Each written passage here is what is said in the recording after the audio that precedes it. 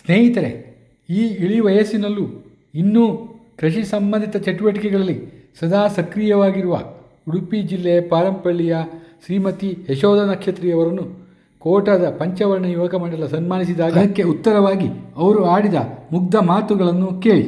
ಹೆಚ್ಚು ಮಾತಾಡೋದು ಗೊತ್ತಿಲ್ಲ. ಮುಂಚೆನವಳು 4ನೇ ಕ್ಲಾಸ್ ತಾಯಿ ಒಟ್ಟಿಗೆ ಹಗಲ ರಾತ್ರಿ ಕೆಲಸ ಮಾಡ್ಕೊಂಡಿದ್ದವಳು. ಹುಲ್ಲು ದರ್ಲಿಯೋ, ಸೊಪ್ಪು ಸೌದಿಯೋ, ನಟ್ಟಿಯೋ, ಗದ್ದೆ ಕೊಯ್ಲು ನಾವೇ ಮಾಡೋದು. ಬಡತನ ಕಷ್ಟ, ಬದುಕು ಕಲೆ. ತಾಯಿ ಒಟ್ಟಿಗೆ ಹಗಲ ರಾತ್ರಿ ಕೆಲಸ ಮಾಡ್ಕೊಂಡಿದ್ದವಳು. ಆಯಿತಾ, ಇಲ್ಲಿ ಸ್ವಲ್ಪ ದಿವಸ ನಾವು ಮಾಡಿದೆ. ನಿಮ್ಗೆ ದನ ಸಾಕು ಕೇಳಿತ್ತಿಲ್ಲ ಮಗ, ಬಿಟ್ಟೆ ಅಂದೆ. ನನ್ನ ದೊಡ್ಡ ಮಗ ಬಂದು ದನ ಸಾಕು ಅಂತ ಹೇಳಿದ. ಆಯಿತಾ, ಎರಡಷ್ಟು ಮಾಡೋದು. ಇಲ್ಲಿ ಬಂದರು ಹಾಗೆ ಹಗಲ ರಾತ್ರಿ ದುಡ್ದೆ. ಒಂದು ಗಳಿಗೆ ಮನ್ಕೆ ಅಭ್ಯಾಸವೂ ಇಲ್ಲೇ ಆಗಲಿ. ಈಗ ಏನೋ ಮನ್ಕೆಂತೆ ಎಡಿತಿಲ್ಲ. ಮಧ್ಯಾಹ್ನ ಊಟ ಮಾಡಿ ಮಲಗೋದಿಲ್ಲ. ಕೆಲಸ 8 ಗಂಟೆ ರಾತ್ರಿ 9 ಗಂಟೆ ರಾತ್ರಿ ಕೆಲಸವೇ ಬೆಳಿತಂದಿಲ್ಲ. ನನಗೆ ಸಾಕೊಂದು ಇಲ್ಲ ಜೀವಕ್ಕೆ. ಅಯ್ಯೋ ಇನ್ನೂ ಮಾಡುವ ಮತ್ತು ಮಾಡುವ ಆ ಕೆಲಸ ಐತಲೆ.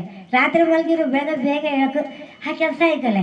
ಈ ಕೆಲಸ ಐತಲೆ. ಎಷ್ಟೊತ್ತಿಗೆ ಆಗ್ತದೆ? ಬೇಗ ಯಾಕಂದ್ರೆ ಎದ್ದು ಹಾಲು ಕದ ಕತ್ಲೆ ಯಾರ ಮನೆ ಕೊಟ್ಟು ಬಂದಾಯ್ತು ಹಾಲು. ಪಕ್ಕದ ಮನೆಯವ್ರು ಹೇಳೋದು, ಅಯ್ಯೋ ಮಾರೈತಿ ನಿನ್ನ ದನ ಕದ ಹಾಲು ಕೊಟ್ಟು ಬಂದಾಯ್ತಾ, ಅದನ್ನ ಹೆಂಗೆ ಕಟ್ಕೊ ಮತ್ತು ಹುಲ್ಲಿಗೆ ಹೋಯ್ಕೊ. ಬಾಕಿ ಕೆಲಸ ಆಯಿತು. ಇಡೀ ದಿವಸ ಕಳೆ ಕೂಡು.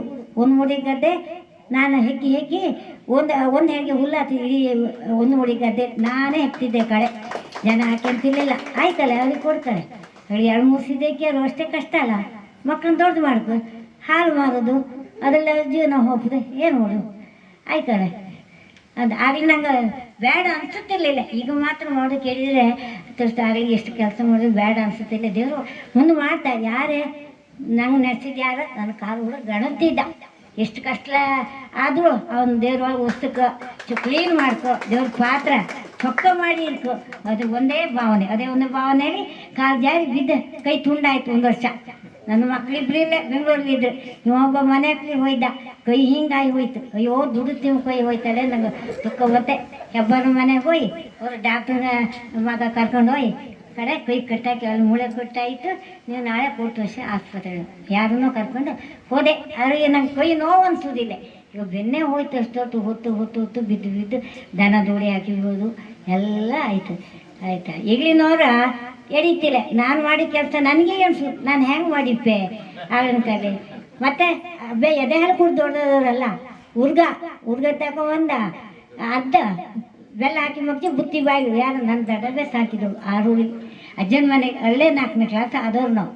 ದಡಬೆ 2 ವರ್ಷ ಕಣ್ಣು ಕಾಣ್ತಿರ್ಲಿಲ್ಲ. ನಮ್ಮನ್ನು ತಗೊಂಡ ನಾವೇ ಅವ್ರದ್ದು ಕೆಲಸ ಮಾಡಿದೆ 2 ವರ್ಷ ಮನೇಲಿ. ಅವಳು ಹೋದ್ರ ಮೇಲೆ ತಾಯಿ ಮನೆ ಬಂತು. ಇಲ್ಲಿ ಓದಾಡೋದು ಶುರು ಮಾಡ್ತು ಅಷ್ಟೇ. ಮತ್ತೇನು ನಾ ಹೆಚ್ಚು ಕಲ್ತೋಳಲ್ಲ. ನನಗೇನು ಅನುಭವವೂ ಇಲ್ಲ, ಏನೂ ಇಲ್ಲ ಅಷ್ಟೇ. ಏನೂ ಇಲ್ಲ.